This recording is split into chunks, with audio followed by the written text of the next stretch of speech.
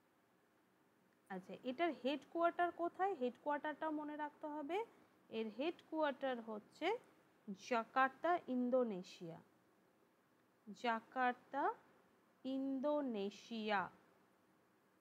Indonesia হচ্ছে এর। Currently কতগুলো মেম্বার রয়েছে? কারেন্টলি এটার মেম্বার রয়েছে 10 জন পার্মানেন্ট মেম্বার রয়েছে। তাহলে এই প্রসঙ্গে দেখো কতগুলো তোমরা ইনফরমেশন পেয়ে গেলে, কতগুলো ইনফরমেশন পেলে। নাম্বার 1, আসিয়ানের ফুল ফর্ম হচ্ছে association of south east Asian nation. কত সালে প্রতিষ্ঠা হয়েছে? 1967 সালের 8ই আগস্ট প্রতিষ্ঠা হয়েছে। আর এই যে ফুল ফর্ম, যেটা 26তম, যেটা কোথায় অনুষ্ঠিত হয়েছে? দিল্লিতে অনুষ্ঠিত হয়েছে, 3 মে অনুষ্ঠিত হয়েছে। এই কি পিলার? 3টে পিলার রয়েছে, পলিটিক্যাল, সিকিউরিটি, ইকোনমিক আর হচ্ছে সোশিও কালচারাল। আসিয়ানের হেডকোয়ার্টার কোথায়? জাকার্তা, ইন্দোনেশিয়াতে অবস্থিত। আসিয়ানের মোটো কি? 1 vision, 1 identity and 1 community. Currently কতগুলো পার্মানেন্ট মেম্বার রয়েছে? 10 জন পার্মানেন্ট মেম্বার রয়েছে। নেক্সট কোয়েশ্চেনে চলে আসি। আইসিসি মহিলা টি20 বিশ্বকাপ 2024 কোন দেশে অনুষ্ঠিত হবে? এটা সবাই জানো, সঠিক অ্যান্সার হয়ে যাবে বাংলাদেশ, হয়ে যাবে correct answer. Next question, Lipu lake, Limpiyadhura, Kalapani, মানে এইগুলো হচ্ছে ভীষণই বিতর্কিত অঞ্চল। তোমরা জানো সেখানে একটা নদীর সীমারেখা নিয়ে, এই যে কালী নদীর একটা খুব উল্লেখযোগ্য সেখানে এই যে বিতর্কিত অঞ্চলে রয়েছে, সেটা কোন সীমান্তে রয়েছে? এটার অ্যান্সার হয়ে যাবে ভারত এবং নেপাল সীমান্তে রয়েছে। কোশ্চেন নাম্বার 8 দেখো, টিসিএস ভারতের বৃহত্তম আইটি পরিষেবা রপ্তানিকারক কোথায় একটি অনন্য মানব কেন্দ্রিক কৃত্রিম বুদ্ধিমত্তা এআই সেন্টার গঠন করেছে? কোথায় এআই সেন্টার গঠন করেছে, মানে প্রতিষ্ঠার কথা পরিকল্পনা ঘোষণা করেছে? এটা করেছে হচ্ছে প্যারিসে। তাহলে প্যারিস হয়ে যাবে রাইট অ্যান্সার। এআই তো আর্টিফিশিয়াল ইন্টেলিজেন্স খুবই বর্তমানে খুবই উল্লেখযোগ্যভাবে মানে মানে মাথাচাড়া দিয়ে উঠেছে এআই। কোশ্চেন নাম্বার 9, কাকে সম্মানজনক সাহিত্য একাডেমি ফেলোশিপ দেওয়া হয়েছে? রাস্কিন বন্ড, নীলপুরি, হেলেনা গোমেজ নাকি আকাশ বর্মা? সঠিক অ্যান্সার হয়ে যাবে Ruskin bond. Ruskin bond, inner বয়স প্রায় 50 বছর হয়ে গেছেন, তো ইনি প্রায় অসুস্থ, হেলথ প্রবলেমের জন্য তিনি এখন মুসৌরিতে আছেন, এবং মুসৌরিতেই এই আয়োজনটা করা হয়েছিল, তাকে বাড়িতেই এই সাহিত্য একাডেমি ফেলোশিপটা দেওয়া হয়েছে। তো তার সম্পর্কিত, যেহেতু বর্তমান আমাদের কারেন্ট যে এক্সামগুলো রয়েছে, এক্সামের মধ্যে তোমার রয়েছে পিএসসি মিসলেনিয়াসের জন্য এই বইগুলো, রাস্কিন বন্ড যেহেতু কারেন্ট নিউজে চলে এসেছে, তো তার বইগুলো অবশ্যই পড়ে যেতে হবে। Blue umbrella, Rusty, the boy from the hill, the room on the roof, এগুলো হচ্ছে তার এক একটা, মানে এগুলো খুব ভালো ভালো প্রাইজ জিতেছে, যেমন জন লেভলিন রাইজ প্রাইজ জিতেছে। এবং কিছু তার নোটেবল ওয়ার্ক রয়েছে, যেমন হচ্ছে vibrance in the valley, once upon a monsoon time, angry river, strangers in the night, all roads lead to Ganga, tales of Fosterganj, leopard on the mountain, too much trouble, এগুলো তার খুব একটা উল্লেখযোগ্য সব কাজ। এবং তার একটা ঐতিহাসিক উপন্যাস লিখেছিলেন। ঐতিহাসিক উপন্যাসটার নাম কি? খুব ইম্পর্টেন্ট, এ ফ্লাইট অফ পিজিয়ন্স। এই ফ্লাইট অফ পিজিয়ন কার লেখা?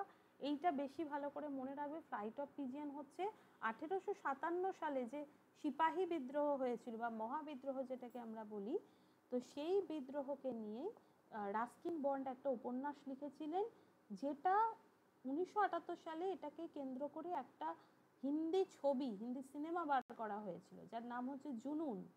তো সেই উপন্যাসটার নাম কি? কোন উপন্যাসের উপকরণে হয়েছিল? রাস্কিন বন্ডের লেখা এ ফ্লাইট অফ পিজিয়ন্স, এই উপন্যাসকে কেন্দ্র করে হয়েছিল। এবং তিনি যে প্রাইজগুলো, উল্লেখযোগ্য কিছু প্রাইজ পেয়েছিলেন, পদ্মশ্রী পেয়েছিলেন 1999 সালে, পদ্মভূষণও পেয়েছিলেন 2019 সালে, এবং 2012 সালে তিনি সাহিত্য একাডেমি বাল সাহিত্য পুরস্কার পেয়েছেন for his contribution to children's literature. শিশুদের সাহিত্যে তার অসামান্য অবদানের জন্য 2012 সালে সাহিত্য একাডেমি বাল সাহিত্য পুরস্কার পেয়েছিলেন। নেক্সট কোশ্চেন, সম্প্রতি ভারতীয় নৌবাহিনীর ভাইস চিফ হিসেবে কে দায়িত্ব গ্রহণ করেন? নৌবাহিনীর ভাইস চিফ গ্রহণ করেন কৃষ্ণা স্বামীনাথন, হয়ে যাবে সঠিক অ্যান্সার কৃষ্ণা স্বামীনাথন।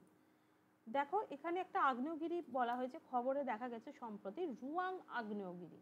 রুয়াং আগ্নেয়গিরি এটা কোন দেশে দেখা গেছে? এটা দেখা গেছে ইন্দোনেশিয়াতে, ইন্দোনেশিয়াতে দেখা গেছে। তো মাউন্ট রুয়াং হচ্ছে উত্তর সুলাওয়েসির রুয়াং দ্বীপে একটা 725 মিটার আগ্নেয়গিরি এপ্রিলের মাঝামাঝি সময় থেকেই বিস্ফোরিত হচ্ছে, যেটা কিছু মানে এখানে বিমান চলাচল বলো বা যারা বসবাস করছে তাদের জন্য খুব একটা ভয়ের কারণ হয়ে দাঁড়িয়েছে। তো গত মঙ্গলবার আগ্নেয়গিরিটি প্রায় 3বার অগ্নুৎপাত করে এবং আকাশে লাভা ছাইটাই উড়ে গিয়ে এখানে ইন্দোনেশিয়ার যে ন্যাশনাল পিভিএমবিজি এই যে সংস্থাটা রয়েছে আগ্নেয়গিরি সংস্থা, তারা হচ্ছে সতর্কতা মানে জারি করেছিল যে আগ্নেয়গিরির যে উপাদানগুলো এগুলো কিন্তু সমুদ্রে ভেঙে পড়তে পারে, তার ফলে জলোচ্ছ্বাস বা কিন্তু সুনামিও হতে পারে। তো এটাই বলা। মাউন্ট রুয়াং হচ্ছে ইন্দোনেশিয়াতে। নেক্সট কোশ্চেনে চলে আসি। সম্প্রতি নিসার স্যাটেলাইট, ভীষণ ভীষণ ইম্পর্টেন্ট, নিসার স্যাটেলাইট এই প্রসঙ্গে এটা কার প্রজেক্ট? কোশ্চেনটা বলা হয়েছে এটা কার প্রজেক্ট, ইসরো, নাসা নাকি উভয় নাকি জাপানের প্রজেক্ট? তো অ্যান্সার কি হয়ে যাবে? অ্যান্সার হয়ে যাবে উভয়। অর্থাৎ নিসার প্রজেক্ট, নিসার এই যে দেখো নামেই রয়েছে N for NASA, I for ISRO, N for NASA আর আই ফর হচ্ছে ইসরো। তাহলে নাসা আর ইসরোর হচ্ছে একটা জয়েন্ট প্রজেক্ট এটা। এবং এটার প্রসঙ্গে সম্প্রতি নিসার প্রজেক্টটা নিয়ে সম্প্রতি ইসরোর যে চেয়ারম্যান অর্থাৎ কে সোমনাথ, তার কাছে একটা ইন্টারভিউ নেওয়া হয় এবং তিনি অনেক কিছু বলেন। ইসরো চেয়ারম্যান, আচ্ছা ইসরো প্রসঙ্গে বলা মনে রাখতে হবে যে ইসরো কবে প্রতিষ্ঠিত হয়। এই কোশ্চেনটা কিন্তু তোমাদের অনেক এক্সামে রিপিট করেছে। ইসরো কবে প্রতিষ্ঠিত হয়? ইসরো এস্টাবলিশড হচ্ছে কবে বা ফাউন্ডেশন কবে এর ফাউন্ডেশন হচ্ছে, সালটাও মনে রাখতে হবে, তারিখটাও মনে রাখতে হবে। 1969 15 আগস্ট ইসরো প্রতিষ্ঠিত হয়। এবং ইসরোর হেডকোয়ার্টার তোমরা কমেন্ট বক্সে কমেন্ট করে জানাবে।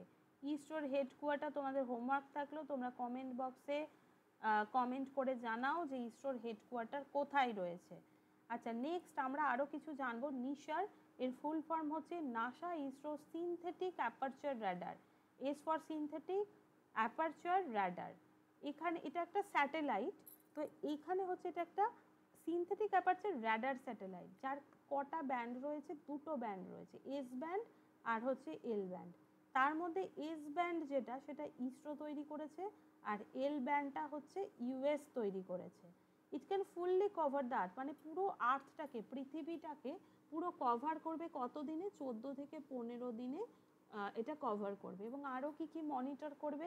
এটা মনিটর করবে টেকটনিক মুভমেন্ট মনিটর করবে, ঠিক আছে, এরা ওয়াটার বডি মেজার করবে এবং যদি কোনো রকম স্ট্রেস হয় অর্থাৎ স্ট্রেসিং সিচুয়েশনগুলো অর্থাৎ ওয়াটারের ডেফিসিয়েন্সি, জলের অভাব রয়েছে সেই জায়গাগুলো মনিটর করবে। এবং কতটা গাছপালা দ্বারা পরিবৃত রয়েছে অর্থাৎ মনিটর ভেজিটেশন এবং স্নো কভার, এগুলো পর্যবেক্ষণ করা হচ্ছে নিসার স্যাটেলাইটের কাজ। তো এই হচ্ছে তার পেপারে এটাই নিয়ে বেরিয়েছিল যে NISAR satellite can monitor tectonic movement accurately. Main কাজ হচ্ছে টেকটনিক মুভমেন্ট একদম সেন্টিমিটার, মানে in the level of centimetre অ্যাকুরেসিতে মাপবে।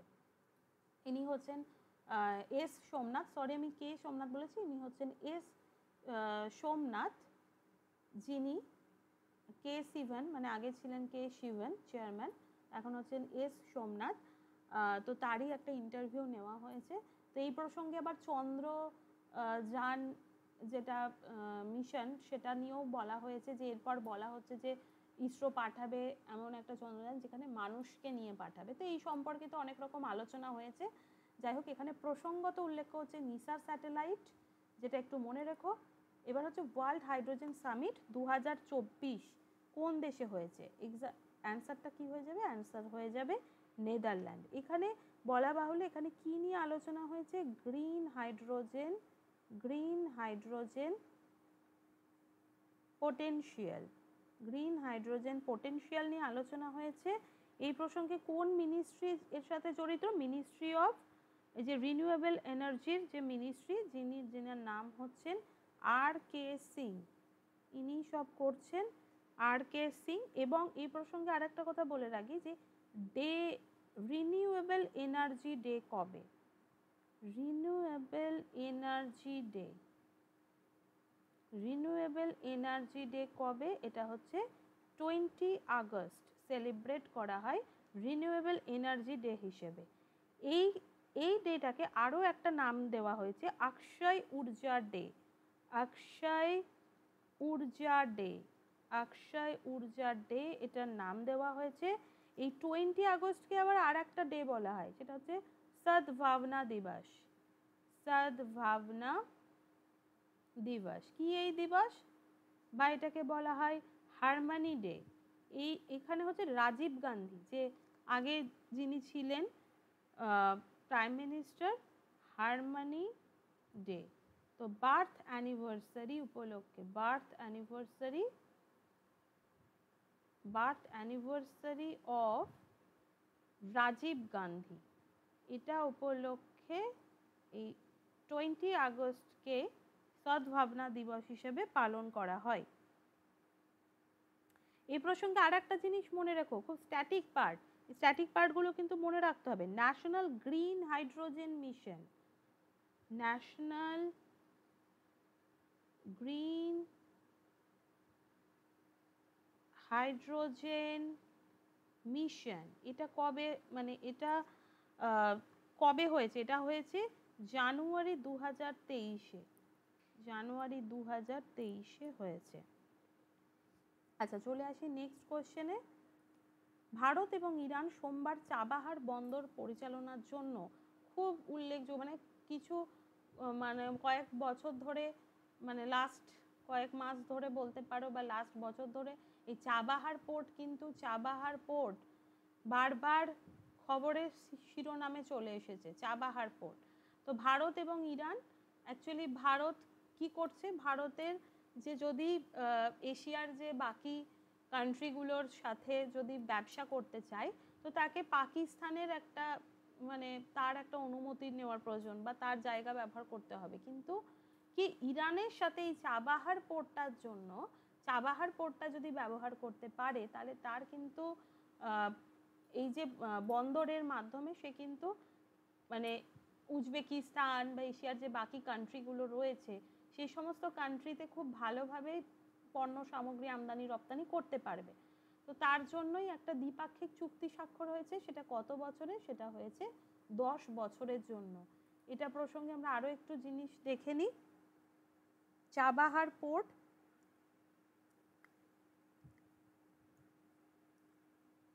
চাবাহার পোর্টটা কোথায়? চাবাহার পোর্ট, চাবাহার পোর্ট এটা হচ্ছে ইরানে,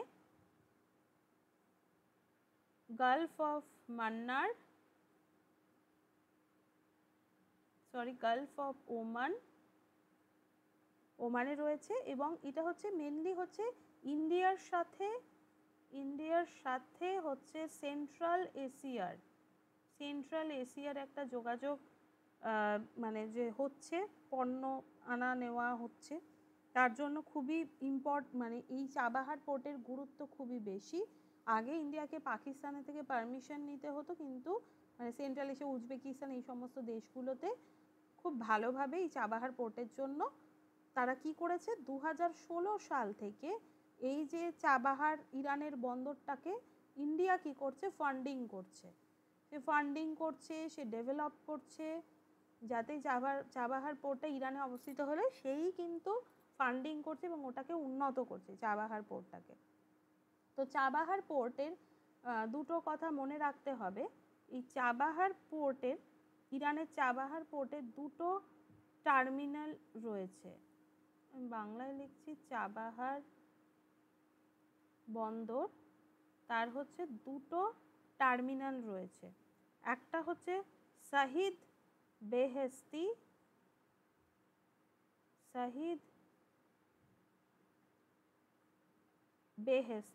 আর একটা হচ্ছে শহীদ কালান্তারি, কালান্তারি। তার মধ্যে শাহিদ বেহেশতি, এটা হচ্ছে ইন্ডিয়া অপারেট করছে, এটা হচ্ছে ইন্ডিয়া অপারেট করছে। এই চাবাহার পোর্টের সাথে ভারতের কোন বন্দর, ভারতের কোন বন্দর সবচেয়ে কাছে নিয়ারেস্ট পোর্ট, সেটা হচ্ছে কান্দালা। কোথায় অবস্থিত কান্দালা? কান্দালা বন্দর কোথায় অবস্থিত? কান্দালা হচ্ছে গুজরাটে, কান্দালা হচ্ছে গুজরাটে। তা ভারতের নিয়ারেস্ট পোর্ট অফ ইন্ডিয়া যদি বলা হয়, যে চাবাহার পোর্টের কাছে কোন বন্দর, সেটা হচ্ছে কান্দালা বন্দর, যেটা কোথায় অবস্থিত? সেটা হচ্ছে গুজরাটে অবস্থিত। তো ইরান এবং ভারত কি করেছে? 10 বছরের একটা চুক্তি গড়েছে, কন্ট্রাক্ট উইল সি ইন্ডিয়ার পোর্টস গ্লোবাল লিমিটেড। কত মিলিয়ন ইনভেস্ট করেছে? দেখো 120 million in equipping the strategic port that provides India access to Afghanistan। এই যে ইন্ডিয়া অ্যাক্সেস করতে পারছে, আফগানিস্তানের সাথে অ্যাক্সেস করতে পারছে, সেন্ট্রাল এশিয়ার, বাইপাসিং পাকিস্তান। এই যে পাকিস্তানকে বাইপাস করে যে ডিনাই করেছে ইন্ডিয়ার land access to the region. তো ইন্ডিয়ার রিজিয়ন মানে ল্যান্ড অ্যাক্সেসটাকে ওই রিজিয়নে ডিনাই করেছে, তো সেটাকে বাইপাস করে, মানে পাকিস্তানের প্রয়োজনই হচ্ছে না, সে কার সাথে অ্যাক্সেস করতে পারছে? সে চাবাহার পোর্টের মাধ্যমে সে আফগানিস্তান এবং পুরো সেন্ট্রাল এশিয়ার সাথে অ্যাক্সেস করতে পারছে ভারত। ডিউরিং হিজ ভিজিট মানে তিনি গিয়েছিলেন, তো আমাদের যে মন্ত্রী, যে জল পরিবহন মানে ওয়াটারওয়ের যে মন্ত্রী রয়েছে পোর্টে, তো সেই মন্ত্রী গিয়েছিলেন, যিনি হচ্ছেন সর্বানন্দ সোনোয়াল, এই যে minister of shipping, port and waterways. তিনি কোথায় গিয়েছিলেন? তেহরানে গিয়েছিলেন, দিয়ে এই যে 10 বছরের চুক্তিটা স্বাক্ষর করে এসেছেন। কার কার মধ্যে হয়েছে? এই যে ভারতের এই যে পোর্টটা, যেটা নাম হচ্ছে ইন্ডিয়া পোর্টস গ্লোবাল লিমিটেড, অর্থাৎ সংক্ষেপে হচ্ছে IPGL, আর হচ্ছে ইরানের পোর্টটা, ইরানের পোর্টের নাম হচ্ছে PMO, অর্থাৎ ports and maritime organisation. IPGL আর PMOর মধ্যে একটা চুক্তি স্বাক্ষর হয়েছে। কে করেছেন? অবশ্যই শিপিং, পোর্ট এবং ওয়াটারওয়েজ যিনি মন্ত্রী সর্বানন্দ সোনোয়াল, তিনি করেছেন। আশা করছি এই পুরো জিনিসটা তোমাদের ক্লিয়ার হয়ে গেছে। নেক্সট কোশ্চেনে চলে আসি। ভারতের 85তম দাবা গ্র্যান্ডমাস্টার কে হয়েছেন? কারেক্ট অ্যান্সার হচ্ছে তামিলনাড়ুর পি স্যামনিখিল। হেনলি অ্যান্ড পার্টনার্স বাসস্থান অ্যান্ড এবং নাগরিকত্ব পরিকল্পনার একজন লিডার সম্প্রতি বিশ্বের সবচেয়ে ধনী শীর্ষ 10টি শহরের একটি তালিকা উন্মোচন করেছে। এটা কি তালিকা উন্মোচন করেছে? তো তার মধ্যে কোন শহরটা প্রথম হয়েছে? কারেক্ট অ্যান্সার কি হয়ে যাবে? কারেক্ট অ্যান্সার হয়ে যাবে নিউ ইয়র্ক হয়ে যাবে কারেক্ট অ্যান্সার। এই প্রসঙ্গে উল্লেখ্য যে 50টা দেশের মধ্যে কিন্তু আমাদের দিল্লি এবং মুম্বাইও রয়েছে, মুম্বাই এবং দিল্লিও রয়েছে। এছাড়া 50টা ওয়েলদিয়েস্ট কান্ট্রির মধ্যে নিউ ইয়র্ক রয়েছে, লন্ডন রয়েছে, টোকিও রয়েছে। এই যে ফার্স্ট হচ্ছে নিউ ইয়র্ক রয়েছে, সেকেন্ড হচ্ছে the Bay Area tech hub, তারপর টোকিও, সিঙ্গাপুর, এই সমস্ত শহরগুলো রয়েছে টপ 10-এ। Tokyo, Singapore, London, Los Angeles, Paris, Sydney, Hong Kong, Beijing complete the top 10 town আর কি। মুম্বাই এবং দিল্লি এরাও হচ্ছে টপ 50-র মধ্যে রয়েছে। নেক্সট কোশ্চেন, 2024 সালে বিশ্ব হাঁপানি দিবসের থিম কি? কারেক্ট অ্যান্সার হয়ে যাবে অ্যাস্তমা এডুকেশন এম্পাওয়ার।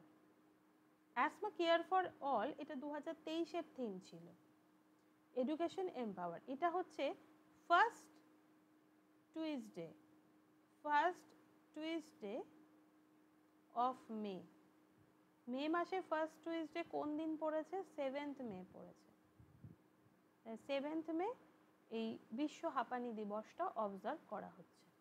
নেক্সট কোশ্চেন, কোন দেশ সম্প্রতি ভিক্টোরিয়া সি নামে একটি AI তৈরি করেছে? রাশিয়া, ইউক্রেন, চীন না জাপান? এটার কারেক্ট অ্যান্সার হচ্ছে ইউক্রেন। ভিক্টোরিয়া সি, এটা একটা কালো রঙের একটা ড্রেস পরে আছে, ছবিতে দেখাচ্ছি। এই যে ইনি হচ্ছেন কোনো মানুষ নয়, ইনি হচ্ছেন একটা AI। ইউক্রেনের পররাষ্ট্র মন্ত্রণালয় তার ডিজিটাল মুখপাত্র হিসেবে এআই জেনারেটেড অবতার ভিক্টোরিয়া শিকে প্রবর্তন করেছে। পেশাদার পোশাকে পরিহিত শি সোশ্যাল মিডিয়ার মাধ্যমে কনসুলার বিষয়গুলি আপডেট উপস্থাপন করেন। যদিও তার চেহারা তিনি কি কি বিষয়বস্তু প্রদান করবেন সেগুলো হচ্ছে মানবলিখিত যাচাই করা হচ্ছে। পররাষ্ট্রমন্ত্রী ছিলেন দিমিত্র কুলেবা। এই যে শির অর্থাৎ এই যে আর্টিফিশিয়াল ইন্টেলিজেন্সের এটাকে তিনি যুগান্তকারী পদক্ষেপ হিসেবে প্রশংসা করেছেন। চলে আসি নেক্সট কোশ্চেনে। সম্প্রতি কোন রাজ্যে স্কুল অন হুইলস উদ্যোগ চালু হয়েছে? এটার কারেক্ট অ্যান্সার হয়ে যাবে মণিপুর। মণিপুর রাজ্যে স্কুল অন হুইলস উদ্যোগ চালু হয়েছে। Next question. সম্প্রতি কে গ্রিন অস্কার হোয়াইটলি অ্যাওয়ার্ড 2024 পেয়েছেন? কারেক্ট অ্যান্সার হয়ে যাবে ডক্টর পূর্ণিমা দেবী বর্মন হয়ে যাবে রাইট অ্যান্সার। পূর্ণিমা দেবী বর্মন হচ্ছেন আসামের একজন বন্যপ্রাণী জীববিজ্ঞানী এবং তিনি কি করেছেন, তিনি বৃহত্তর অ্যাডজুট্যান্ট স্টক এবং জলাভূমির আবাসস্থল রক্ষার লক্ষ্যে কিছু প্রচেষ্টা করেছিলেন এবং তার জন্য তিনি এই পুরস্কার পেয়েছেন। প্রায়শই গ্রিন অস্কার হিসেবে এটাকে উল্লেখ করা হয় আর বন্যপ্রাণী সংরক্ষণে তার অবদান উল্লেখযোগ্য। বায়োডাইভার্সিটি, এক্ষেত্রে আমরা চলে আসছি বায়োডাইভার্সিটি। তো হোয়াট ইজ বায়োডাইভার্সিটি? বায়োডাইভার্সিটি হচ্ছে জীব বৈচিত্র্য। একটা কোনো পার্টিকুলার এরিয়া হতে পারে বা সমগ্র অঞ্চল হতে পারে, সেখানে যত রকমের জীব বা তার প্রজাতি বাস করছে তার যে প্রাচুর্য, তার এই প্রাচুর্যটাকেই বলা হচ্ছে বায়োডাইভার্সিটি বা হচ্ছে জীব বৈচিত্র্য। এই বায়োডাইভার্সিটি তিনটে টাইপের হয়। একটা হচ্ছে স্পিসিস বায়োডাইভার্সিটি,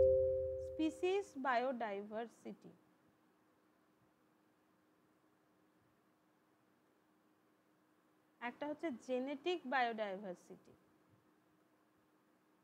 আর একটা হচ্ছে ইকোলজিক্যাল বায়োডাইভার্সিটি। সবচেয়ে ছোট বায়োডাইভার্সিটি এক্ষেত্রে হচ্ছে স্পিসিস বায়োডাইভার্সিটি এবং আস্তে আস্তে আমরা জেনেটিক লেভেলে যাব, তারপর হচ্ছে ইকোলজিক্যাল বায়োডাইভার্সিটি। চলে আসি নেক্সট কোশ্চেনে। সম্প্রতি পণ্ডিত লাচ্ছু মহারাজ পুরস্কার 2024-এর জন্য কাকে নির্বাচিত করা হয়েছে? সম্প্রতি পণ্ডিত লাচ্ছু মহারাজ 2024 পুরস্কারের জন্য কাকে নির্বাচন করা হয়েছে? এটার কি হয়ে যাবে কারেক্ট অ্যান্সার? কি হয়ে যাবে কারেক্ট অ্যান্সার? হয়ে যাবে পণ্ডিত রাজেন্দ্র গঙ্গানি। এটা হয়ে যাবে রাইট অ্যান্সার। এটা ইনি 2024-এ পেয়েছেন। এনারা সবাই এই লাচ্ছু মহারাজ পুরস্কার পেয়েছেন। সায়রা বানু, হেমা মালিনী। সায়রা বানু পেয়েছেন 2019 সালে পেয়েছে, হেমা মালিনী পেয়েছেন 2018 সালে, উমা শর্মা পেয়েছেন 2015 সালে। এটা কিসের জন্য দেওয়া হয়? কত্থকের জন্য এটা দেওয়া হয়। এই প্রসঙ্গে তোমাদেরকে একটা যেটা তোমাদের একটু আগে দেখলে যে একটা চেস খেলা চলছিল, মানে চেসের একটা নিউজ ছিল, তো আমি জাস্ট একটা মোটিভেশনের জন্যই একটা কথা বলতে পারি যে life is a game, we can't undo a move. আমরা নিজেদের মুভকে আগের অবস্থায় ফিরিয়ে আনতে পারি না, সেটা আমাদের যে অবস্থায় থাক না কেন, but we can make the next one better. তো এটা আমাদের আজকের মোটিভেশন। তো লাইফ একটা গেমের মতো, বিশেষ করে চেস খেলায় আমরা যখনই জানি যে আমরা যখন দান ফেলে দিই তখনই কিন্তু আমরা আর সেটাকে মুভ করাতে পারবো না, কিন্তু আমরা যেটা পারি সেটা হচ্ছে আমাদের নেক্সট ওয়ান, অর্থাৎ আমরা একটা পরীক্ষা দিয়েছি, সেটা হয়তো খারাপ হয়েছে, সেটা হয়তো রেজাল্ট বেরিয়েছে, আমরা পাস করতে পারিনি, তোমরা হয়তো পাস করোনি, কিন্তু আমাদের হাতে যেটা রয়েছে যাতে পরের পরীক্ষাটা ভালো হয় সেই জায়গাটা কিন্তু আমাদের হাতে রয়েছে। So we can make the next one better. তো এখানেই শেষ করছি আজকের কারেন্ট অ্যাফেয়ার্স। প্রতিদিন তোমরা এরকম কারেন্ট অ্যাফেয়ার্স যদি পেতে চাও অবশ্যই কমেন্ট করো এবং আজকের সেশনটা কেমন লাগলো সেটাও কমেন্ট করো। আর তোমাদের একটা হোমওয়ার্ক দিয়েছি, সেটা হচ্ছে ইসরোর হেডকোয়ার্টার কোথায় সেটা তোমরা কমেন্ট বক্সে কমেন্ট করে জানাও। আরও তোমরা কি কি বিষয়ে তোমরা ডেলি চাইছো ভিডিও বা বোঝানো চাইছো, সেগুলো তোমরা কমেন্ট বক্সে কমেন্ট করতে পারো। Thank you so much.